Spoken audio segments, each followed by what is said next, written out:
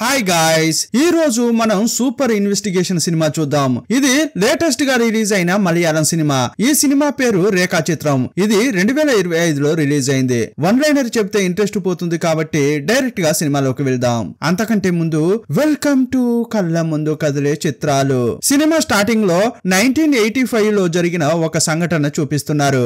ఒక అబ్బాయి ఇంకో అబ్బాయితో మాట్లాడుతున్నాడు. నిన్న మా నాన్న మమ్ముట్టి సినిమాలో నటించాడు తెలుసా అంటున్నాడు ఒకడు. ఏంట్రా నిజమా అని ఇంకో అబ్బాయి ఆశ్చర్యపడ్డాడు. అప్పుడే ఈ అబ్బాయి చూసిన విషయం చెప్తున్నాడు. ఇతడు రాత్రి వాళ్ళ నాన్నను ఫాలో అవుతూ వెళ్ళాడు. అప్పుడు ఒక సంఘటన చూశాడు. వీళ్ళ నాన్న ఇంకో ముగ్గురుతో కలిసి ఒక అమ్మాయి డెడ్ బాడీని ఎత్తుకెళ్తున్నాడు. గొలుసుల సౌండ్ బట్టే అది అమ్మాయి అనేది ఇతనికి తెలిసింది. ఇదంతా కూడా సినిమా షూటింగ్ అని ఆ అబ్బాయి అనుకున్నాడు. సీన్ కట్ చేసి ప్రెజెంట్ చూపించారు. 2024లో జరిగేది చూపించారు. ఇతడే ఈ సినిమా హీరో. ఇతని పేరు వివేక్.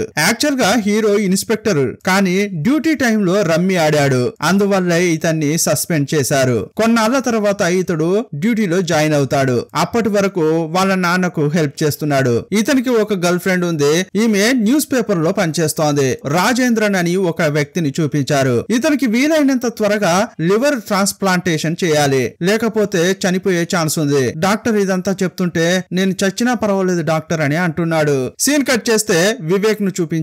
అతడు సీనియర్ దగ్గరికి వచ్చాడు. ఇతని సస్పెన్షన్ ముగిసిపోయింది, కానీ ఈసారి పోస్టింగ్ వేరే చోటిచ్చారు. ఇక అక్కడికి బయలుదేరుతున్నాడు. ఈసారి సిన్సియర్గా డ్యూటీ చేయాలని ఫోన్ లో ఉన్న రమ్మీ గేమ్ ను డిలీట్ చేశాడు. ఇతడు ట్రావెల్ చేస్తున్నట్లే ఇంకోవైపు రాజేంద్ర కూడా ట్రావెల్ చేస్తున్నాడు. యాక్చువల్ గా వీళ్ళిద్దరూ ఒకే ఊరికి వస్తున్నారు. ఇద్దరు కూడా ఒకే హోటల్ కు వచ్చి భోజనం చేస్తున్నారు. కానీ ఒకరంటే ఒకరికి తెలియదు. అందువల్ల మాట్లాడుకోలేదు. ఇప్పుడు రాజేంద్రన్ ఒక అడవి లాంటి చోటుకు వస్తున్నాడు. డ్రైవర్ అతన్ని చూస్తూ నేను కూడా రావాలా సార్ అంటే లేదు లేదు నువ్వు ఇక్కడే ఉండు, నేను ఒక్కడే వెళ్తా అన్నాడు. లోపలికి వెళ్ళాక ఒక చెట్టు కోసం వెతికాడు. ఆ చెట్టును కనిపెట్టి దాని ముందు కూర్చుని కెమెరా ఆన్ చేశాడు. రికార్డ్ చేస్తున్నాడు. 40 ఏళ్ల క్రితం జరిగిన ఒక సంఘటన గురించి ఇప్పుడు నేను చెబుతాను. తరచుగా ఆ విషయం గుర్తుకు వచ్చినప్పుడల్లా నేను గిల్టీగా ఫీల్ అవుతున్నాను. ఈ రోజు ఆ విషయం ప్రపంచానికి తెలియాలని వీడియో రికార్డ్ చేస్తున్నా అన్నాడు. 40 ఏళ్ల క్రితం నేను ఇంకో ముగ్గురు కలిసి ఒక అమ్మాయి బాడీని తీసుకొచ్చి ఇక్కడ పాతి పెట్టాం. ఆ అమ్మాయి ఎవరో కూడా నాకు తెలియదు. ఆ అమ్మాయి ఎవరని తెలుసుకోవాలని తరచుగా అనుకునేవాణ్ణి, కానీ ఆ తర్వాత మర్చిపోయేవాణ్ణి. ఇక్కడే ఆమెను పాతి పెట్టామని తను కూర్చున్న చోటును చూపిస్తున్నాడు. ఇతనితో పాటు ముగ్గురు ఉన్నారు కదా, వాళ్ళ పేర్లు కూడా చెప్పాడు. ఒకడి పేరు కుట్టన్, ఇంకొకరి పేరు ఫ్రాన్సిస్, మరొకరి పేరు విన్సెంట్. విన్సెంట్ అనేవాడు ధనవంతుడు. ఇతడు ఆ రోజు ఆ పని చేసినందుకు డబ్బిచ్చారు. ఆ డబ్బుతోనే నేను ఇన్నాళ్ళు బతికాను, కానీ నేను చేసిన తప్పు రోజు నన్ను ఎత్తి చూపింది, తట్టుకోలేక అందుకే ఇప్పుడు చెప్తున్నా అన్నాడు. ఆ తర్వాత తను తెచ్చుకున్న గన్ తో షూట్ చేసుకుని చనిపోయాడు. సీన్ కట్ చేసి డ్యూటీలో జాయిన్ అయిన హీరోను చూపించారు. ఒకరు చనిపోయారని చెప్పగానే హీరో కూడా వేగంగా బయలుదేరి వెళ్ళాడు. రాజేంద్రన్ వీడియో రికార్డ్ చేశారు కదా, ఆ వీడియోను పోలీసులు చూశారు. హీరో పై అధికారి ఉంటాడు, డిఎస్పీ. అతడు కూడా సంఘటన స్థలానికి వచ్చాడు. హీరోని అడిగి విషయం అంతా తెలుసుకున్నాడు. సీన్ కట్ చేసి ఆలిస్ అని ఒక ఆమె హాస్పిటల్లో ఉండడం చూపించారు. ఈమె భర్త పేరే విన్సెంట్. ఈ విన్సెంట్ గురించే వీడియోలో రాజేంద్రన్ చెప్పాడు. ఇదే టైంలో వీరి అబ్బాయి ఇక్కడికి వచ్చాడు. నాన్న మీ గురించి ఒక న్యూస్ వస్తోంది చూడండి అని చూపించాడు. ఇతడు కూడా ఒక న్యూస్ ఛానల్ రన్ చేస్తున్నాడు. అందులో కూడా రాజేంద్రన్ మాట్లాడిన మాటలన్నీ న్యూస్ గా వచ్చాయి. ఇది చూసి అతడు నోరెళ్ళబెట్టాడు. మీకు రాజేంద్రన్ తెలుసా అని అబ్బాయి అడిగాడు. తెలియదు అని అతడు చెప్పాడు. మరోవైపు రాజేంద్రన్ చెప్పినట్లుగా అక్కడ డెడ్ బాడీ దొరుకుతుందా అని మొత్తం తవ్వారు, కానీ అక్కడ డెడ్ బాడీ దొరకలేదు. అప్పుడు అక్కడున్న డాక్టర్ ఏమంటున్నాడంటే 40 ఏళ్ళు అయింది కదా, డెడ్ బాడీ ఏం దొరుకుతుంది, ఎముకలు ఏమైనా దొరుకుతాయేమో చెక్ చేయండి అని అన్నాడు. ఇంకోవైపు విన్సెంట్ గురించి అంతా మాట్లాడుకుంటున్నారు. అప్పుడు అతడు తన న్యూస్ ఛానల్ ఆఫీస్ కు వచ్చాడు. నా గురించి అంతా తప్పుగా మాట్లాడుకుంటున్నారు, అలా మాట్లాడుకోవడం నాకు ఇష్టం లేదు, నా పేరు రాకుండా మీరు ఏదైనా చేయండి అని తన అసిస్టెంట్ కు చెప్పాడు. ఇంకోవైపు తవ్వకాలు జరుగుతుండగా వర్షం పడింది. అందువల్ల అంతా ఒక చోటుకు వెళ్లి వర్షంలో తడవకుండా నిలబడ్డారు. అప్పుడు హీరో మాత్రం గొయ్యి దగ్గరకు వచ్చాడు. అప్పుడు ఒక క్లాత్ ఉండడం చూశాడు. ఇక్కడ క్లాత్ ఉందంటే పక్కన డెడ్ బాడీ ఉండి ఉంటుందని అనుకున్నాడు. అక్కడ తవ్వారు. నిజంగానే డెడ్ బాడీ బయటపడింది. అంటే ఎముకల గూడు కనిపించింది. డెడ్ బాడీ పై ఒక చైన్ కనిపించింది.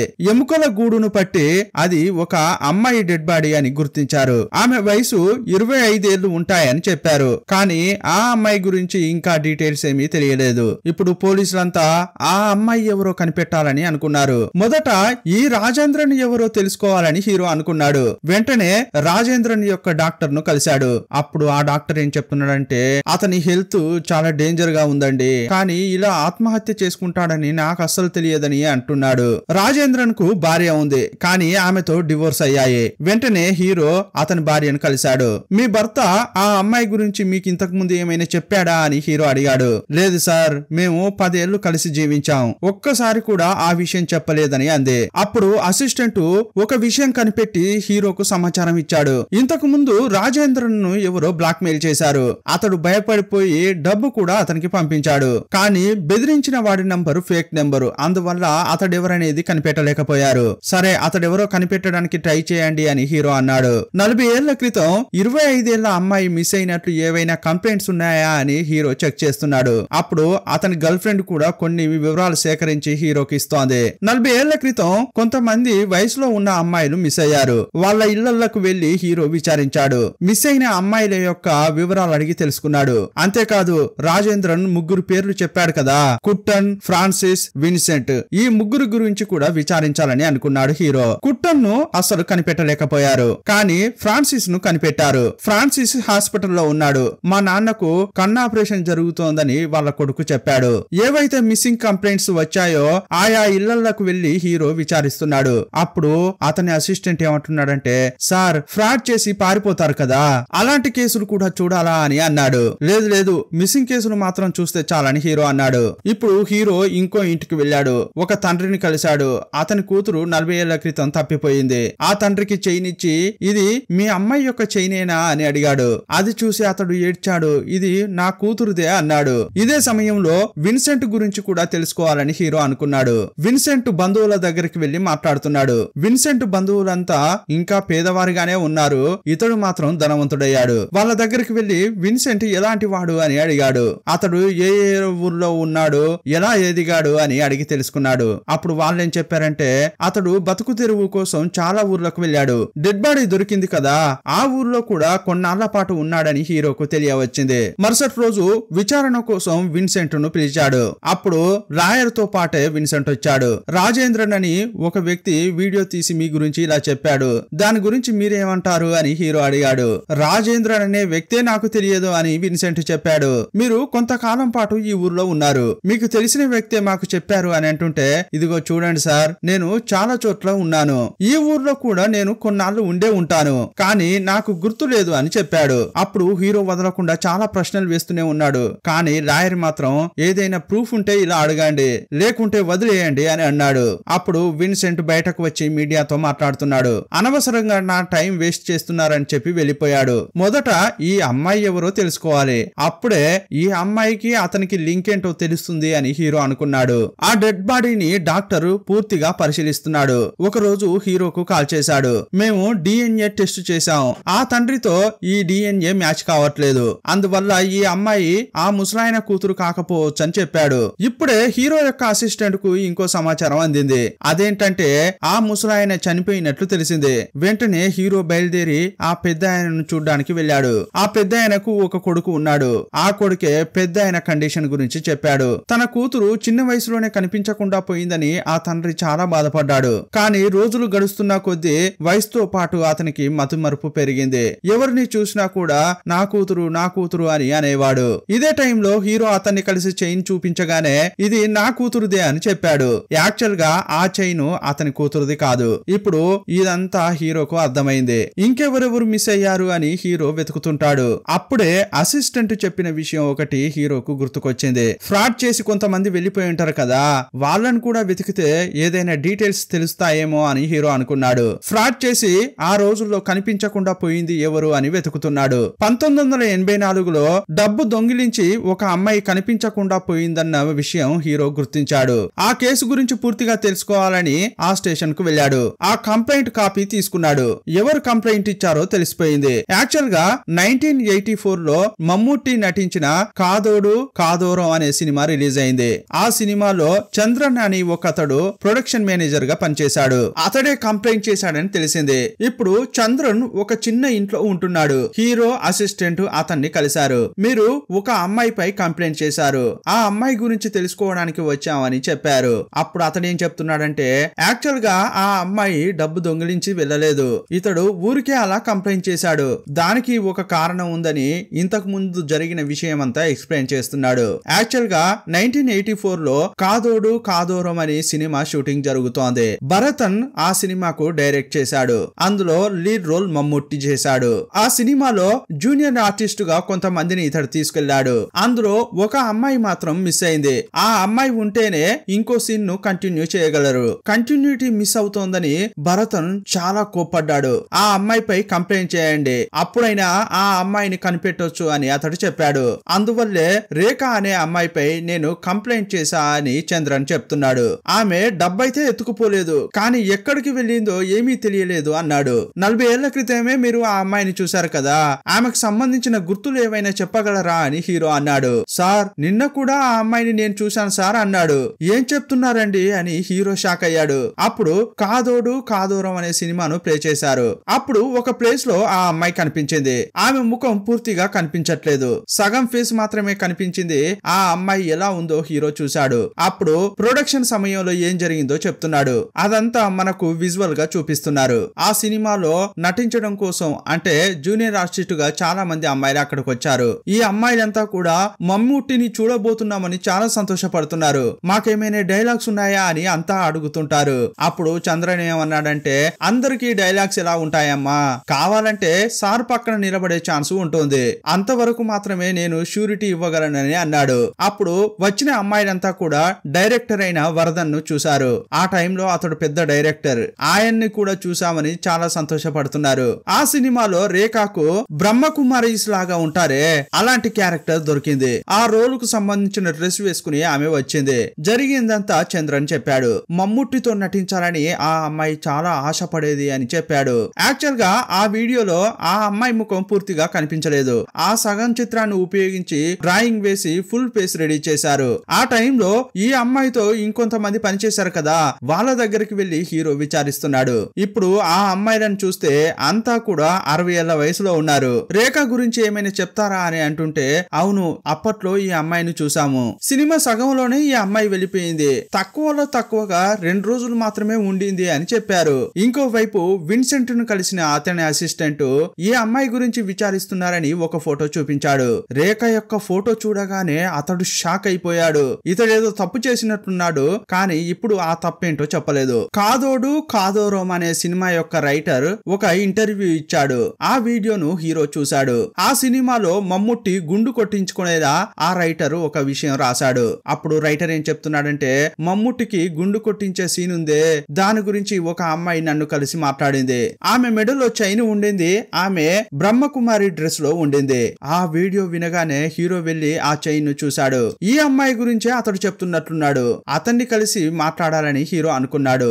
యాక్చువల్ గా అప్పుడు ఏం జరిగిందనేది విజువల్ గా చూపిస్తున్నారు. ఆ రైటర్ ఒక చోట కూర్చుని డైలాగ్స్ రాస్తున్నాడు. అటువైపుగా వెళ్తున్న రేఖ అతనితో మాట్లాడింది. సార్ మీరే కదా రైటర్ జాన్, ఇంతకు ముందు సినిమాలో మమ్ముట్టి సార్కి గుండు కొట్టించే సీన్ రాసింది మీరే కదా, మమ్ముట్టి సార్కి గుండు కొట్టిస్తే బాగుండదు సార్, ఇంకోసారి ఇలాంటివి రాయకండి అని ఆమె చెప్పింది. హీరో ఇప్పుడు రైటర్ ను కలిసి విచారిస్తున్నాడు. అంతకు మించి ఆ అమ్మాయితో ఇంకేమైనా మాట్లాడారా అని అడిగాడు. లేదని ఆ రైటర్ చెప్పాడు. సీన్ కట్ చేసి ఒక మినిస్టర్ ను చూపించారు. విన్సెంట్ యొక్క అసిస్టెంట్ వచ్చి మినిస్టర్ ను కలిశాడు. ఆ మినిస్టర్ చాలా అవినీతి పరుడు, దానికి సంబంధించిన ప్రూఫ్స్ అన్ని అసిస్టెంట్ దగ్గర ఉన్నాయి. మీరు చేసిన అవినీతి గురించి మేము న్యూస్ లో వేయం, అలాగాని వేయొద్దంటే మీరు మాకు ఒక ఫేవర్ చేయాలి అని అన్నాడు. ఇప్పుడు విన్సెంట్ కు వ్యతిరేకంగా ఒక కేసు రన్ అవుతోంది కదా, ఆ కేసును ఎలాగైనా చేసి కోల్డ్ స్టోరేజ్ లో పడేయాలి, దానికి సంబంధించిన పని చేయండి అని అన్నాడు. అప్పుడు ఆ మినిస్టర్ కూడా ఈ కేసును క్లోజ్ అయ్యేలా చూస్తా అన్నాడు. సీన్ కట్ చేస్తే చంద్రన్ బార్ లో మందు కొట్టేటప్పుడు అక్కడికి కొంతమంది వచ్చారు. కావాలనే చంద్రన్ తో గొడవ పడ్డారు. చంద్రన్ మత్తులో ఉన్నప్పుడు అతన్ని నీటిలో ముంచి చంపారు, మురుగు కాలువలో వేశారు. అతడు ఫుల్లుగా తాగి మురికి కాలువలో పడి చనిపోయారని కేసును క్లోజ్ చేశారు. ఈ కేసును హీరోనే సీరియస్ గా హ్యాండిల్ చేస్తున్నాడు కదా, అందువల్ల హీరోను కూడా డమ్మీ చేశారు. వెంటనే హీరోను ట్రాఫిక్ డిపార్ట్మెంట్ కు మార్చారు. సడన్ గా ఎందుకు ఇలా మార్చారు అని హీరోకు డౌట్ వచ్చింది. ఇప్పుడు హీరో ట్రాఫిక్ ను కంట్రోల్ చేసే పని చేస్తున్నాడు. ఆ దారి గుండా కారులో వెళ్తున్న విన్సెంట్ నువ్వు నన్ను ఏం చేయలేవురా అన్నట్లు హీరోను వెకిలుగా చూస్తూ వెళ్లిపోతున్నాడు. అయిపోతున్నాడు, వీడెందుకు నన్నిలా చూస్తున్నాడు అని హీరోకు డౌట్ వచ్చింది. ఆ తర్వాత డాక్టర్ దగ్గరికి వెళ్లి జరిగిందంతా చెప్పి హీరో చాలా బాధపడుతున్నాడు. యాక్చువల్ గా ఈ కేసును సిబిఐకి ఇచ్చారు, ఈ కేసును సిబిఐకి ఇచ్చి డమ్మీ చేశారు అని అంటున్నాడు. అదే టైంలో సిబిఐ ఆఫీసర్స్ అక్కడికి వచ్చారు. అందులో ఒక ఆఫీసర్ హీరోను చాలా హేళన చేస్తున్నాడు. ఇప్పుడైనా సరిగా డ్యూటీ చేస్తున్నావా లేక ఇంకా రమ్మినే ఆడుతున్నావా అంటున్నాడు. ఆ తర్వాత డాక్టర్ దగ్గరికి వచ్చి అన్ని వివరాలు తీసి పెట్టండి, మేము తీసుకెళ్లాలి అని అన్నాడు. అప్పుడు హీరో అతడు రెస్ట్ రూమ్ కు వచ్చారు.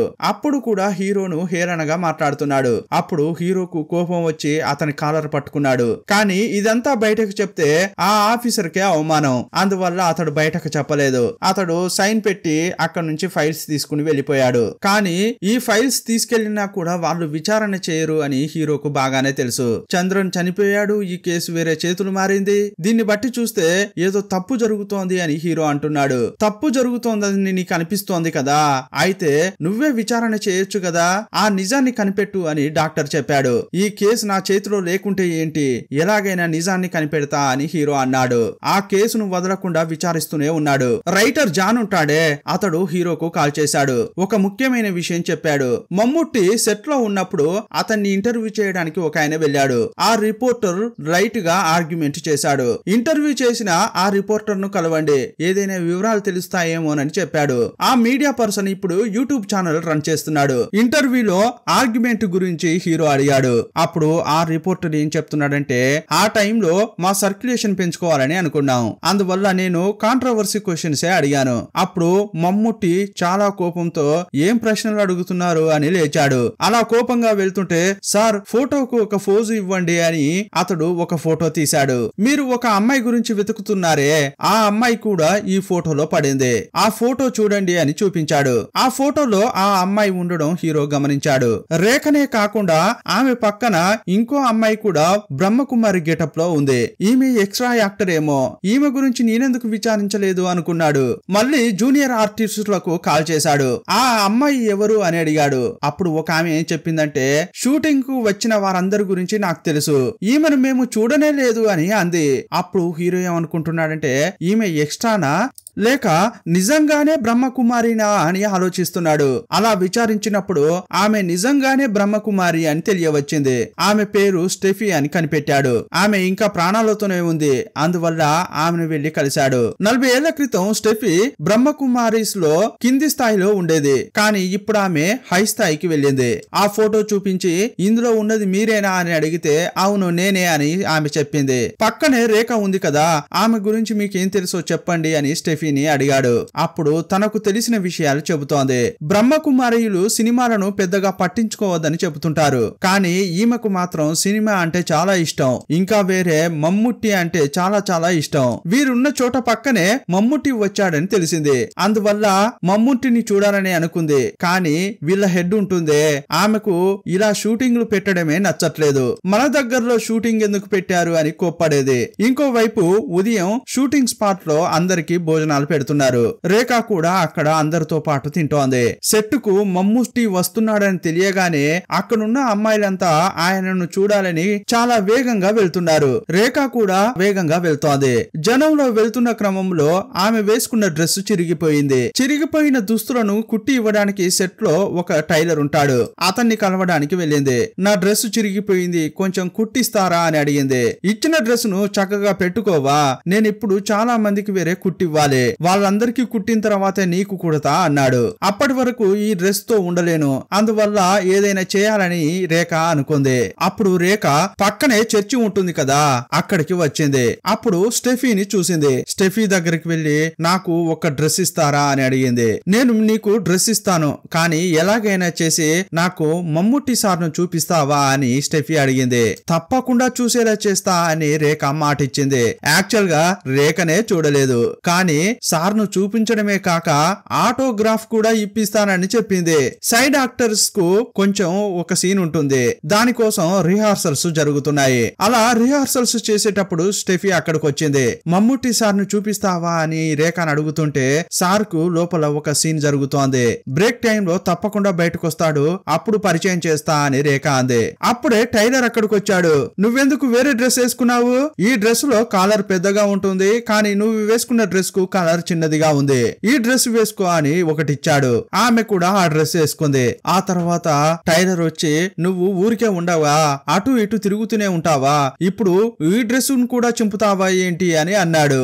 యాక్చువల్ గా ఈమె స్టెఫీ దగ్గర కొంచెం బిల్డప్ ఇచ్చింది, కానీ ఈమె పరిస్థితి ఇక్కడ ఏంటో ఆమెకు అర్థమైంది. ఇక వేరే దారి లేక రేఖ నిజం చెప్తోంది. నేనే ఇక్కడికి వచ్చినప్పటి నుంచేని మమ్ముట్టి సార్ని ఇంకా చూడలేదు, మీకు కూడా సార్ను చూపిస్తానని అబద్ధం చెప్పా అంది. అదే టైంలో ఇంటర్వ్యూ ఇవ్వడానికి మమ్ముట్టి సార్ బయటకు వస్తున్నాడని అంతా అరిచారు. సార్ను నేను నీకు చూపిస్తా అని ఈ స్టెఫీ రేఖ యొక్క చేయి పట్టుకుని లాక్కెళ్ళింది. అందరినీ దాటుకుంటూ వెళ్తున్నారు. అప్పుడు ప్రశ్నలు అడిగిన రిపోర్టర్ కాంట్రవర్సీగా క్వశ్చన్స్ అడిగాడు. అప్సెట్ అయిన మమ్ముట్టి లేచి వెళ్లిపోతున్నాడు. అలా కోపంగా వెళ్తుంటే ఈ రిపోర్టర్ ఒక ఫోటో తీశాడు.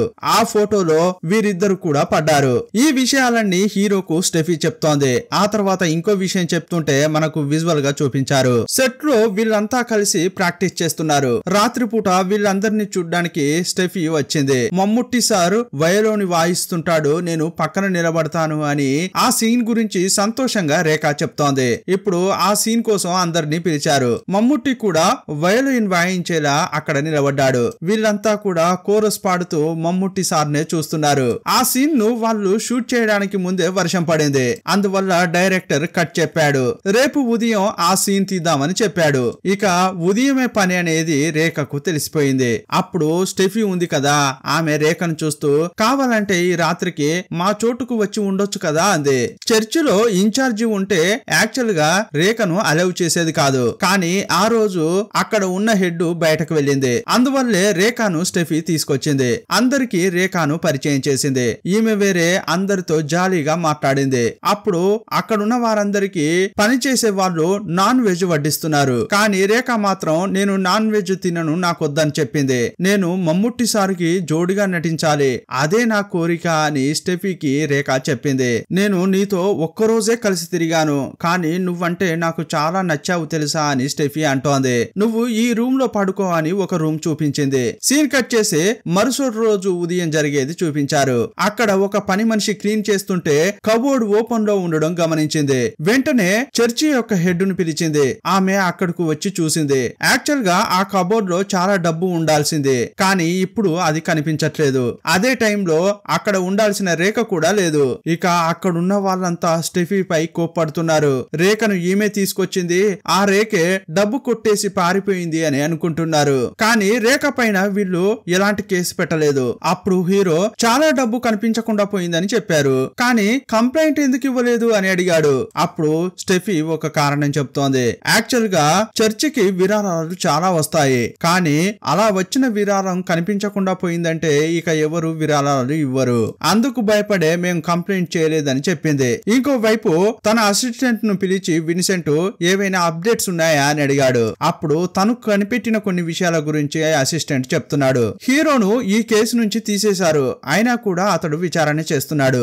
ఆ తర్వాత స్టెఫీ ఫోటో చూపించాడు. చివరగా ఈమెనే అతడు విచారించాడు అని చెప్పాడు. మరుసటి రోజు మళ్ళీ స్టెఫీని కలవడానికి హీరో వెళ్ళాడు. యాక్చువల్ గా చర్చిలో ఉన్నవారే ఎవరైనా ఈ క్రైమ్ చేసి ఉంటారేమో అనుకున్నాడు. ఆ చర్చిలో అప్పుడు ఎవరెవరు ఉన్నారు, ఆ తర్వాత ఎవరెవరు వెళ్లారు అని అడిగాడు. ఆ చర్చిలో పని మనిషిగా పుష్ప అని ఉండేది. కొన్నాళ్ల తర్వాత ఆమె పనిలోంచి వెళ్లిపోయింది. వాచ్మెన్ గా కుట్టన్ పనిచేసేవాడు, అతడు కూడా పనిలోంచి వెళ్లిపోయాడు. పుష్ప ఎక్కడికి వెళ్ళిందో ఇప్పటి వరకు తెలియదు, కానీ కొన్నాళ్ల క్రితమే కుట్టన్ యొక్క కొడుకును చూశాను, వాళ్ళెక్కడున్నారో నాకు తెలుసు అంది. యాక్చువల్ గా రాజేంద్రన్ చనిపోవడానికి ముందు కుట్టన్ యొక్క పేరు కూడా చెప్పాడు కదా, అందువల్ల కుట్టన్ ను విచారించాలని హీరో అనుకున్నాడు. అడ్రస్ రాసిచ్చింది. దాన్ని చూడగానే అతనికి ఒకటి స్ట్రైక్ అయింది. అప్పుడు అసిస్టెంట్ కు కాల్ చేసి మాట్లాడుతున్నాడు. రాజేంద్రన్ ను ఎవరో ఫేక్ ఫోన్ నెంబర్ తో బెదిరించారని ఇంతకు ముందు అసిస్టెంట్ చెప్పాడు కదా, ఆ ఫేక్ నెంబర్ ను ట్రాక్ చేయండి అని హీరో చెప్పాడు. దాన్ని ట్రాక్ చేస్తే ఒక ఏరియాను చూపించింది. ఆ ఏరియాలోనే కుట్టన్ యొక్క కొడుకు ఉన్నాడని తెలిసింది. ఒకవేళ అతడు కూడా ఇది చేసే ఛాన్స్ ఉందని హీరో అనుకున్నాడు. అతన్ని పట్టుకోవాలని ఆ చోటుకు హీరో వెళ్ళాడు. అప్పుడు తన ఫ్రెండ్ తో కలిసి అతడు మందు కొడుతున్నాడు. కుట్టన్ యొక్క కొడుకు పేరు సజీవన్. అప్పుడు హీరో సజీవన్ ను అతని ఫ్రెండ్ ను బాగా కొట్టాడు. రాజేంద్రన్ ను బెదిరించి మీరు డబ్బు తీసుకున్నారు, ఇంతకీ రాజేంద్రన్ ను ఎందుకు బెదిరించారు అని అడిగాడు. అప్పుడు వాళ్ళు నిజం చెప్తున్నారు. ఆ చెప్పేది విజువల్ గా చూపిస్తున్నారు. సినిమా స్టార్టింగ్ లో ఒక అబ్బాయి ఇంకో అబ్బాయితో మాట్లాడాడు కదా అదే చూపిస్తున్నారు. ఆ చిన్న అబ్బాయి వేరెవరో కాదు సజీవనే. మా నాన్న మమ్ముట్టి సినిమాలో నటించాడు అని ఇంకో అబ్బాయికి చెప్పాడు. ఆ అబ్బాయి నిజమా అని ఆశ్చర్యంగా అడిగాడు. అప్పుడు సజీవన్ తను చూసిన విషయం అంతా చెప్పాడు. నలుగురు కలిసి ఒక అమ్మాయి డెడ్ బాడీని ఎత్తుకెళ్లారు. అందులో వీళ్ళ నాన్న కూడా ఉన్నాడు. ఈ సీన్ ఆ సినిమాలో వస్తుందా లేదా అని వీళ్ళు మాట్లాడుకున్నారు. ఆ సినిమా రిలీజ్ అయింది కానీ ఆ సినిమాలో ఇలాంటి సీనే రాలేదు. యాక్చువల్ గా నేను మమ్ముట్టి సినిమాలో నటించడానికి వెళ్తున్నా అని కుట్టన్ తన కొడుకుతో చెప్పాడు. అందువల్ల అదంతా షూటింగ్ అని అప్పుడు సజీవన్ అనుకున్నాడు. కానీ పెరుగుతున్న క్రమంలో వీడికి అర్థమైపోయింది నాన్న ఏదో హత్య చేశాడు, దాని గురించి తెలుసుకోవాలని అనుకున్నాడు. వాళ్ళ నాన్న మంచంలో ఉన్నాడు. వాళ్ళ నాన్న దగ్గరికి వెళ్లి ఎలాగోలా చేసి విషయం తెలుసుకున్నాడు. నలుగురం కలిసి మేము ఒక అమ్మాయిని పాతి పెట్టాం. అప్పుడు మాకు చాలా డబ్బిచ్చారు. ఆ డబ్బంతా ఖర్చు చేశా అని సజీవన్ యొక్క తండ్రి అయిన కుట్టన్ చెప్పాడు. ఆ నలుగురిలో ఇంకొకటి పేరు రాజేంద్రన్ అనేది వీరికి తెలియవచ్చింది. ఆ తర్వాత సజీవన్ రాజేంద్రన్ ఎవరో కనిపెట్టాడు. రాజేంద్రన్ ను బెదిరించి డబ్బు కూడా తీసుకున్నాడు. కొన్నాళ్లకు రాజేంద్రన్ చనిపోయాడు. ఇదంతా వీళ్ళు చెప్పగానే కోర్టుకు వచ్చి ఇదంతా చెప్పాలి అని హీరో అన్నాడు. వీళ్ళు సాక్ష్యం చెప్తే ఈ కేసు కొంచెం స్ట్రాంగ్ అవుతుందని హీరో అనుకున్నాడు. ఆ విషయమే డిఎస్పీకి చెప్పాడు. ఇప్పుడు ఈ కేసు గురించి ఒక్క న్యూస్ కూడా న్యూస్ ఛానల్లో రావట్లేదు. కానీ ఈ కేసు గురించి రావాలని హీరో చెప్పగానే హీరోయిన్ కొంచెం సపోర్ట్ చేసింది. అందువల్ల బాయ్ ఫ్రెండ్ కోసం ఆమె ఆ కేసుకు సంబంధించి ఆర్టికల్స్ రాస్తోంది. మరోసారి ఈ న్యూస్ ప్రజల మధ్యకు వచ్చింది. కోర్టులో సాక్ష్యం చెప్తానని సజీవన్ చెప్పాడు కదా, ఇక కోర్టుకు తీసుకెళ్లడానికి అతని ఇంటికి హీరో వచ్చాడు. ఇంటెనక ఉన్నాడు అని అతని భార్య చెప్పింది. హీరో వెనక్కి వచ్చి చూస్తే అతడు ఉరికి వేలాడుతున్నాడు. ఇదంతా చూసి హీరో షాక్ అయిపోయాడు. ఎవరో పక్కా ప్లాన్ ప్రకారం ఇదంతా చేశారని హీరోకి అర్థమైపోయింది. సజీవన్ ఫ్రెండ్ ఉంటాడు కదా, అతడు కూడా చనిపోయాడు. అక్కడ జరిగేదంతా కూడా వెంటనే విన్సెంట్ కు విషయాలు తెలుస్తున్నాయి. ప్లాన్ చేసి ఇదంతా చేయించింది విన్సెంటే. ఈ సంఘటనతో హీరో అప్సెట్ అయిపోయాడు. ఇక అంతా అయిపోయింది, ఈ కేసును సాల్వ్ చేయలేను అని అనుకుంటున్నాడు. ఇతడు కేసును విచారించేటప్పుడు చాలా ఫోటోలు దొరికాయి కదా, వాటన్నింటినీ ఒక్కొక్కటిగా చూస్తున్నాడు. అలా చూసేటప్పుడు అతనికి ఒక విషయం స్ట్రైక్ అయింది. ఫ్రాన్సిస్ అని ఇంతకు ముందు ఒకరిని చూడడానికి వెళ్ళాడు. నాన్నకు ఆపరేషన్ జరుగుతోందని అప్పుడు కొడుకు చెప్పాడు. ఆ కొడుకు కన్ను ఒకలాగా ఉంటుంది, నాన్నకు కూడా అలాగే కన్ను ప్రాబ్లం ఉంటుంది. రాజేంద్రన్ ఇతడు క్లోజ్ అనే విషయం తెలియవచ్చింది. అలాగైతే రాజేంద్రన్ కు తెలిసింది ఫ్రాన్సిస్ కు కూడా తెలిసే ఛాన్స్ ఉందని అనుకున్నాడు. వెంటనే ఫ్రాన్సిస్ ను కలవడానికి వెళ్ళాడు. కానీ ఫ్రాన్సిస్ ఏమంటున్నాడంటే, మీరు దేని గురించి మాట్లాడుతున్నారో నాకు అర్థం కావట్లేదు, రాజేంద్రన్ మాట్లాడిన దాని గురించి నాకు తెలియదని అన్నాడు. రాజేంద్రన్ ఈ విషయాన్ని దాచిపెట్టాలని అనుకున్నాడు. కానీ ఒకానొక సమయంలో అతని మనస్సాక్షి ఒప్పుకోలేదు. ఏదో ఒక రోజు మీ మనస్సాక్షి కూడా ఇలా ఒప్పుకోదు, అప్పుడు చెప్పాలనుకుంటే చెప్పొచ్చు అని హీరో కోపంగా వెళ్తున్నాడు. కానీ అప్పుడు ఫ్రాన్సిస్ ఏమన్నాడంటే, ఆగండి ఇప్పుడే చెప్తా అన్నాడు. ఇప్పుడు ఫ్లాష్ బ్యాక్స్ చూపించారు. ఆల్రెడీ స్టెఫీ మాట్లాడేటప్పుడు పుష్ప అని ఒకరి గురించి చెప్పింది కదా, ఆమె వంట మనిషి అని చెప్పింది. ఆ పుష్పాన్ని ఇప్పుడు చూపిస్తున్నారు. యాక్చువల్ గా ఈమె పెద్ద పని చేసింది. అదేంటనేది ముందు ముందు తెలుస్తుంది. ఆ టైంలో విన్సెంట్ యొక్క పేరు వక్కచ్చన్. ఆ తర్వాతే అతడు విన్సెంట్ గా మార్చుకున్నాడు. ఫాదర్ కు సపోర్ట్ గా అతడు పనిచేసేవాడు. వక్కచ్చన్ బాగా చదువుకున్నాడు. పుష్ప అంటే అతనికి ఇష్టం. వాళ్ళిద్దరూ ఒకరినొకరు చూసుకునేవారు. లైట్ గా ప్రేమలో పడ్డారు. అప్పుడు ఒక ఫ్యామిలీ చర్చికి వచ్చింది. వాళ్ళ కొడుకు అమెరికాలో ఉద్యోగం చేస్తున్నాడంట. ఫస్ట్ జీతం తీసుకొచ్చి చర్చిలో ఇస్తున్నారు. అప్పుడు ఆ డబ్బు తీసుకున్న ఫాదర్ దీన్ని భద్రంగా దాచిపెట్టు అని వక్కచ్చన్కి ఇచ్చాడు. దాన్ని కవర్ లో పెట్టడానికి వచ్చాడు. కవర్ విప్పి అందులో కొంత తీసి ఇతని జేబులో పెట్టుకున్నాడు. ఇదంతా కూడా అక్కడే క్లీన్ చేస్తున్న పుష్పం చూసింది. అప్పుడు తను తీసుకున్న డబ్బులో కొంత పుష్పంకు ఇచ్చాడు. ఆమెను చూసి నవ్వుతుంటే ఆమె కూడా నవ్వుతోంది. యాక్చువల్ గా వక్కచ్చన్ కూడా బాగానే చదువుతాడు. కానీ మీరెందుకు అమెరికా వెళ్ళట్లేదు అని పుష్పం అడిగింది. అమెరికా వెళ్ళాలంటే మామూలు విషయమా, చాలా డబ్బు ఉండాలి అంటుంటాడు. అప్పుడు ఆమె ఆ డబ్బును రెడీ చేసి నేనిస్తాను, కానీ మీరు వెళ్ళేటప్పుడు నన్ను కూడా తీసుకెళ్తారా అంటోంది. తప్పకుండా తీసుకెళ్తా అని వక్కచ్చన్ చెప్పాడు. చర్చికి ఆ టైంలో విరాళాలు చాలా వచ్చేవి. అవే కాకుండా నిత్యావసర సరుకులు కూడా చాలా వచ్చేవి. బియ్యం, పప్పులు, ఉప్పులు వాటిని వీళ్ళు అమ్మాలని అనుకునేవారు. వచ్చిన దాంట్లో కొంచెం తక్కువైతే ఎవరు కనిపెట్టలేరు కదా అనుకున్నారు. రాత్రిపూట వాటిని తీసుకెళ్లి అమ్మేవారు. ఇదంతా కూడా వాచ్మెన్ అయిన గుండన్ గమనించాడు. నన్ను కూడా చేర్చుకోండి అని వాళ్ళతో కలిసిపోయాడు. ఇక పుష్పం, వక్కచ్చన్, గుండన్ జాన్ వీళ్ళంతా కొంత డబ్బు పోగు చేయడం స్టార్ట్ చేశారు. అప్పుడు చర్చిలో లేడీ హెడ్ ఉంటుంది. ఆమె కొంత డబ్బు తీసుకెళ్లి ఒక చోట దాచిపెడుతోంది. ఇదంతా కూడా పుష్పం చూస్తోంది. అక్కడ చాలా డబ్బు ఉందని పుష్పం వకచియన్ మాట్లాడుకుంటున్నారు. అది గాని కొట్టేసామంటే ఇక మనం లైఫ్ లో సెటిల్ కావచ్చు అనుకున్నారు. ఆ చర్చిలో ఉన్న హెడ్ దగ్గరే కీ ఉంటుంది. ఆమెకే తెలియకుండా ఆ కీ యొక్క అచ్చును సబ్బుపై తీసుకున్నారు. ఇక ఫేక్ కీ రెడీ చేయాలని అనుకున్నారు. వకచియన్ తరచుగా జీపులో అటు ఇటు వెళ్లేవాడు. అతనితో పాటు కుట్టన్ కూడా అలాగే వెళ్లి వచ్చేవాడు. ఇదంతా కూడా ఫ్రెండ్స్ అయిన రాజేంద్రన్, ఫ్రాన్సిస్ గమనించేవారు. వీళ్ళిద్దరూ కూడా లోకల్స్. వీళ్ళిద్దరూ తరచుగా అటు ఇటు ఎందుకు వెళ్తున్నారు అని గమనించారు. చర్చిలో లేడీ హెడ్ ఉంటుంది. ఆ రోజు ఆమె మధ్యాహ్నం లంచ్ చేసేటప్పుడు ఏం చెప్తోందంటే, రాత్రికి నేను ఉండను, నేను లేనప్పుడు మీరంతా జాగ్రత్తగా ఉండాలని చెప్పింది. ఇక ఈ రోజు రాత్రే మన ప్లాన్ అమలు చేయాలని పుష్పం అనుకుంది. వెంటనే ఈ విషయం వకచ్చన్ కు కుట్టన్ కు చెప్పింది. ఆ రోజు రాత్రే ఇక్కడ ఉండడానికి రేఖ వచ్చింది. సమస్య ఏం లేదు, అందరినీ మైకంలో పడేద్దామని పుష్పం అనుకుంది. నాన్ వెజ్ రెడీ చేసింది. అందులో మొత్తం మందు కలిపింది. ఆ నాన్ వెజ్ తీసుకొచ్చి అందరికి వడ్డిస్తోంది. కానీ రేఖకు వడ్డించబోతుంటే నేను నాన్ వెజ్ తినను అని చెప్పింది. అయ్యయ్యో ఈమె తినలేదే, ఏం చేద్దామని పుష్పం అనుకుంది. ఆ రోజు రాత్రి రేఖ రూమ్ లో పడుకున్నప్పుడు ఆమె పైన ఎవరో కూర్చున్నట్లు అనిపించింది. ఎవర్రా అని చూస్తే పైన ఈ పుష్పమే ఉంది. రేఖ యొక్క గొంతును పిసుకుతోంది. రేఖ బాగా అరుస్తుంటే నువ్వు ఎంత అరిచినా ఇక్కడికి ఎవరూ రారని పుష్పం అంటోంది. ఎందుకంటే అంతా కూడా మైకంలో ఉన్నారు. అక్కడే రేఖను చంపేశారు. కుట్టన్, వకచియన్ రాత్రిపూట ఇక్కడికి వచ్చారు. రాత్రిపూట వీరెందుకు ఇక్కడికి వస్తున్నారు అని వాళ్ళనే ఫాలో అవుతూ రాజేంద్రన్, ఫ్రాన్సిస్ ఫాలో అవుతూ వచ్చారు. వీరిపై వాళ్ళకు డౌట్ ఉంది కదా, అందువల్ల ఫాలో అవుతూ వచ్చారు. వాళ్ళంతా కలిసి బాడీని లేపడానికి ట్రై చేస్తున్నారు. అప్పుడు నేరుగా వాళ్ళ దగ్గరికి వెళ్లి ఏం చేస్తున్నారు అని అడిగారు. అయ్యయ్యో మీకు తెలిసిపోయిందా అని వాళ్ళిద్దరు భయపడుతున్నారు. ఇక వీళ్ళతో పాటు ఈ ఇద్దరిని కూడా కలుపుకున్నారు. మీరు గాని మాతో చేరకపోతే ఈ హత్యలో మీరు కూడా పాలు పంచుకున్నారని అబద్ధం చెప్తామన్నారు. ఇష్టం లేకున్నా కూడా ఈ ఇద్దరు వీరితో కలిసిపోయారు. నలుగురు కలిసి బాడీని ఒక చోటకు తీసుకెళ్లి అక్కడ పాతి పెట్టారు. ముందుగా మాట్లాడుకున్నట్లే కొంత డబ్బు వీరికి కూడా ఇచ్చారు. కొన్నాళ్ల తర్వాత ఈ ఊరును వదిలి అంతా వెళ్లిపోయారు. యాక్చువల్ గా కుట్టను, వకచియన్ కలిసే రేఖను చంపారని ఫ్రాన్సిస్ మొదట్లో అనుకున్నారు. కానీ అక్కడ పుష్పం కూడా మిస్ అవుతుంది కదా, అందువల్ల ఇందులో పుష్పం కూడా ఇన్వాల్వ్ అయి ఉంటుందని ఇతడు అనుకున్నాడు. వకచియనే విన్సెంట్ గా మారాడని నాకు అర్థమైంది. ఇప్పుడు విన్సెంట్ భార్యలాగా ఆలిస్ అని ఒక ఆమె ఉందే, అది వేరెవరో కాదు పుష్పమే అని ట్విస్ట్ ను రివీల్ చేశాడు. ఇప్పుడు హాస్పిటల్లో ఉన్న ఆలిస్ ను చూపించారు. యాక్చువల్ గా ఆమెనే పుష్పం. మీకు బొకే వచ్చిందని నర్సు ఇచ్చి వెళ్ళింది. ఆ బొకేను చూడగానే ఆమె షాక్ అయిపోయింది. అప్పుడు పక్కనే హస్బెండ్ ఉన్నాడు. ఎందుకలా భయపడుతున్నావు అని ఆమెను చూస్తూ అడిగాడు. ఆ ఫ్లవర్ లో పేరు పుష్పం అని ఉంది. అది చూసి ఇతడు కూడా షాక్ అయ్యాడు.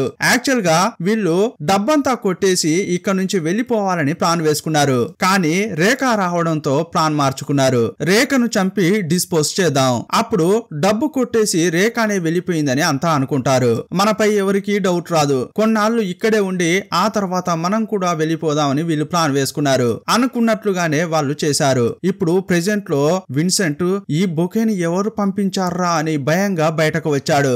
అక్కడ చూస్తే హీరోనే ఉన్నాడు. విన్సెంట్ భయపడుతూ బయటకు రావడం చూసిన హీరో ఇతడు తప్పు చేశాడ్రా అని అనుకున్నాడు. నవ్వుకుంటూ అక్కడి నుంచి హీరో బయలుదేరాడు. నెక్స్ట్ పై ఆఫీసర్ ను కలిశాడు. సార్ ఈ తప్పును విన్సెంటే చేశాడు, అంతా కన్ఫర్మ్ అయిపోయింది, ఇక అరెస్టే తరువాయి అంటున్నాడు. కానీ సీనియర్ ఒప్పుకోవట్లేదు. ఇంతకీ రేఖ ఎవరు? ఆమె గురించి ఏమీ తెలియలేదు. ఆమె గురించి మనకు వివరాలు తెలియాలి, అప్పుడే ఇదంతా మనం చేయగలం అని ఆ ఆఫీసర్ అన్నాడు. ఇంకోవైపు ఆలిస్ ను చూపించారు. ఆమె తన భర్తతో ఏమంటుందంటే, వాడు ఒక్కొక్కటిగా అన్నీ కనిపెడుతున్నాడు, వాడు భూమిపై ప్రాణాలతో ఉండకూడదు, వాని కథ ముగించండి అని చెప్పింది. ఇంతకు ముందు విన్సెంట్ చాలా మందిని చంపాడు. ఆ హత్యలన్నీ కూడా తన భార్య చెప్పడం వల్లే చేశాడు. హీరో కార్ లో వచ్చేటప్పుడు ఒక లారీ ఢీ కొట్టింది. కానీ ఆ యాక్సిడెంట్ లో హీరో చనిపోలేదు. పెద్ద గాయాలయ్యాయి. హాస్పిటల్లో ఉన్న హీరోను గర్ల్ ఫ్రెండ్ దగ్గరుండి చూసుకుంటుంది. ఇప్పుడు అన్ని ఛానల్స్ కూడా విన్సెంట్ కు సపోర్టివ్ గా ఉన్నాయి. అందువల్ల హీరో అనుకున్నది బయటకు చెప్పలేకపోతున్నాడు. అప్పుడు అతని గర్ల్ ఫ్రెండ్ సాయం చేయడానికి ట్రై చేస్తోంది. జగదీష్ అని ఒక యాక్టర్ మాట్లాడుతున్నాడు. ఇతడు కూడా ఫేమస్ యాక్టరే. మిమ్మల్ని కలిసి మాట్లాడాలి అని అన్నాడు. మై డియర్ కుట్టి చాతాన్ అని సినిమా ఒకటి వచ్చింది. అందులోనే ఇతడు పరిచయం అయ్యాడు. ఆ సినిమా చూసిన తర్వాత ఇతనికి చాలా మంది అభిమానులు లెటర్స్ రాసేవారు. ఆ అలా తనకు వచ్చిన ఒక లెటర్ గురించి ఇతడు చెప్తున్నాడు. సినిమా చూసాము, అది చాలా బాగా ఉంది అని లెటర్ లో రాశారు. ఇతడు తన ఫ్యాన్స్ కు రిటర్న్ లెటర్ రాస్తుంటాడు. ఎప్పట్లాగే ఆ లెటర్ కు కూడా రిప్లై ఇచ్చాడు. మళ్ళీ అతనికి ఇంకో లెటర్ వచ్చింది. అందులో ఏముందంటే, నాకు మమ్ముట్టి చేయటం అంటే చాలా ఇష్టం, ఆయనతో నటించాలనేది నా కోరిక, నేను సినిమాలోకి వెళ్ళాలని అనుకుంటున్నాను, మీరేం చెప్తారు అని అడిగింది. అప్పుడు ఇతడు ఏం రిప్లై ఇచ్చాడంటే, నేను చేయాల్సిన పనులన్నీ చేసిన తర్వాతే సినిమాలోకి వచ్చాను, అందువల్ల బేసిక్ గా డిగ్రీ కంప్లీట్ చేయి, ఆ తర్వాతే సినిమాలోకి రా అని ఇతడు రిప్లై ఇచ్చాడు. దీన్ని బట్టి చూస్తే మీరు వెతుకుతున్న అమ్మాయి ఆమె అయి ఉంటుంది. ఆమె అడ్రస్ ఇంకా నా దగ్గర ఉంది, ఇదిగోండి అడ్రస్ అని హీరోకు ఇచ్చాడు. హీరో జగదీష్ చెప్పిన అడ్రస్ కు వీళ్ళు వచ్చారు. ఆ అడ్రస్ లో చూస్తే ఒక లేడీ ఉంది. ఆమెను చూస్తూ మీకు రేఖ తెలుసా అని అడిగారు. రేఖ మా అక్కే అని ఆమె చెప్పింది. ఇప్పుడే రేఖ యొక్క ఫ్లాష్ బ్యాక్ ను చూపిస్తున్నారు. రేఖ యొక్క నాన్నకు ట్రాన్స్ఫర్ కావడంతో వాళ్ళు ఈ ఊరికి వచ్చారు. రేఖకు మమ్ముట్టి అంటే ప్రాణం. ఆయన సినిమాలు ప్రతి ఒక్కటి చూస్తుంటుంది. మమ్ముట్టి ఒక సినిమాలో గుండు కొట్టించుకొని నటించాడు. ఆ సీన్ చూసి రేఖ చాలా ఫీల్ అవుతుంది. ఆ తర్వాత కుట్టి చాతన్ అనే సినిమా చూశారు. ఆ సినిమా చూసి ఇంప్రెస్ అయ్యారు. ఆ తర్వాతే జగదీష్ కు లెటర్స్ వేసేది. జగదీష్ నుంచి రిప్లై కూడా వచ్చేది. ఒక రోజు రిప్లై వచ్చిన లెటర్ ను రేఖ యొక్క తండ్రి చూశాడు. నేను సినిమాలో నటించడానికి ట్రై చేయొచ్చా అని రాసింది కదా, అది ఆ తండ్రికి తెలిసిపోయింది. సినిమాలో ట్రై చేయకూడదు అని కూతురుని కొట్టాడు. ఆ రోజు రాత్రి రేఖ చాలా ఫీల్ అయితే ఏడ్చింది. ఇక ఆ రోజు నుంచే రేఖ కనిపించకుండా పోయింది. ఆ రోజు వెళ్లిన మా అక్క ఇక ఇప్పటి వరకు కనిపించలేదని ఈ చెల్లి చెప్పింది. అప్పుడు హీరో ఆమె చేతిలో చైన్ పెట్టి ఇకపై మీ అక్క రాబోదు అని చెప్పాడు. సీన్ కట్ చేస్తే విన్సెంట్ యొక్క కొడుకును రప్పించి మాట్లాడుతున్నారు. మీ అమ్మ కొన్నేళ్ల క్రితం ఇలాంటి తప్పులు చేసింది అని పాత ఫోటోలతో పాటు అతనికి చూపించారు. మా అమ్మ తప్పు చేసిందా అని అతనికి అనిపించింది. వెంటనే వాళ్ళ అమ్మ దగ్గరికి వెళ్ళాడు. మీరు ఏదేదో తప్పులు చేసినట్లు పోలీసులు చెబుతున్నారు, నిజంగానే చేశారా అని అతడు డైరెక్ట్ గా వెళ్లి అడిగాడు. అప్పుడు అతని తల్లిదండ్రులు ఏమీ మాట్లాడకుండా సైలెంట్ గా ఉండిపోయారు. వీళ్ళు నిజంగానే తప్పులు చేశారని అర్థం చేసుకుని కొడుకు కోపంగా వెళ్లిపోయాడు. ఇకపై నేను కొంచెం కొంచెంగా చావడం నాకు ఇష్టం లేదు, ఒకేసారి నన్ను చంపు అని పుష్పం తన భర్తతో చెప్తోంది. అప్పుడు విన్సెంట్ కూడా సరేనని అన్నాడు. ఆమె ఊపిరి ఆపేసి చంపేశాడు. ఇన్నాళ్లుగా మినిస్టరే విన్సెంట్ ను అరెస్ట్ చేయకుండా ఆపేశాడు. అన్ని ఆధారాలు ఉండడం వల్ల ఇప్పుడు అతడు కూడా ఆపలేకపోతున్నాడు. పక్కా ఆధారాలతో విన్సెంట్ ను ఇప్పుడు అరెస్ట్ చేయాలని అనుకుంటున్నారు. ఇంటికి వచ్చి విన్సెంట్ ను అరెస్ట్ చేసి తీసుకెళ్తున్నారు. ఇంతకు ముందు విన్సెంట్ పొగరుగా చూశాడే, ఇప్పుడు హీరో కూడా అలాగే చూస్తున్నాడు. చూసావా నిన్ను పట్టుకున్నా అన్నట్లు ఫోజు పెట్టాడు. ఆ తర్వాత రేఖకు సంప్రదాయ పద్ధతిలో అంత్యక్రియలు జరపాలని అనుకున్నారు. అప్పుడు హీరోకు కాల్ చేసిన జగదీష్ అక్కడే నీకు ఒకటి ఇవ్వబోతున్నా అని చెప్పాడు. ఏంటి అని హీరో అడిగితే అది సస్పెన్స్ అన్నాడు. నువ్వు అక్కడికే వచ్చి తెలుసుకో అన్నాడు. ఇక అంత్యక్రియల దగ్గర అంతా గ్యాదర్ అయ్యారు. రేఖ జీవితంలోకి వచ్చిన వారంతా చివరిసారిగా ఆమెకు నివాళులు అర్పించడానికి వచ్చారు. అప్పుడు హీరో రేఖ యొక్క చెల్లెల్ని చూస్తూ మాట్లాడుతున్నాడు. రేఖకు కావలసిన వారు ఇది ఇచ్చారు చూడండి అని హీరో వెళ్లిపోతున్నాడు. ఆ లెటర్ ఓపెన్ చేసి చూస్తే మై డియర్ రేఖ అని మమ్ముట్టే లెటర్ రాశాడు. లోపల మమ్ముట్టి ఫోటో కూడా ఉంది. అదంతా తీసి ఈ చెల్లెలు చూస్తోంది. జగదీష్ ద్వారా అతడు లెటర్ పంపించాడు. ఆ లెటర్ నే హీరో ఇచ్చి వెళ్లిపోతున్నాడు. కేసును సాల్వ్ చేశానన్న గర్వంతో వెళ్లిపోతున్నాడు. ఇక చివరగా ఒక విషయం చూపించారు. రేఖ సినిమాకు సంబంధించిన మ్యాగజైన్స్ కొనేది. ఆ మ్యాగజైన్ చదువుతుంటే ఒక యాడ్ ఉంది. మమ్ముట్టి సినిమా కోసం కొత్త నాయకి కోసం వెతుకుతున్నాము అన్నట్లు ఒక యాడ్ ఉంది. ఆ యాడ్ చూసిన తర్వాతే ఈమె సినిమాలోకి వెళ్లాలని అనుకుంది. ఇంతటితో ఈ సినిమాను ముగించారు. ఈ సినిమా ఎలా ఉందో మీ అభిప్రాయాన్ని కామెంట్ బాక్స్ లో రాయండి. మరో సినిమాతో మళ్ళీ కలుసుకుందాం. అప్పటి వరకు బాయ్ బాయ్.